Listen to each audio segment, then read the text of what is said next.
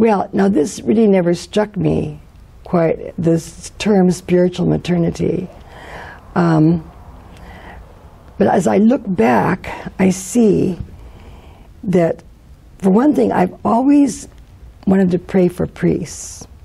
I realized that they were very close to God, and I think I had an inkling that they needed prayer, but it's their relationship with God that I wanted to support.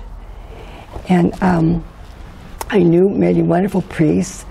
There weren't many in the parish. We had two only in one parish, but still. And we knew priests. We had friends that were priests, so I knew that this life. I had an inkling that this needed support. This needed prayer, and I also needed the priests so much. You know, like for their ministry, for confession, for Mass. I got to go to Mass nearly every day because they had Mass right before school. And we lived clear out in the boondocks, away from the parish, and we'd have to travel in, and we were often late for Mass, but still, you're supposed to be there during Mass. And so I got to go to Mass really nearly every day. And we all sang at Mass. We sang mostly the Mass of the Dead, because these were Italian people, and they prayed for their dead. They were very devoted. So every day there was nearly a Mass for the dead. All the old Latin Masses, we sang them every day. And so this was a whole life, you know, a life, it was just very, very, in a way it was very complete.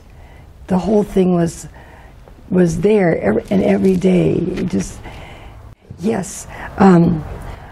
Of course, because they were so close to our Lord, and they brought him down from, you know, in the Eucharist every day.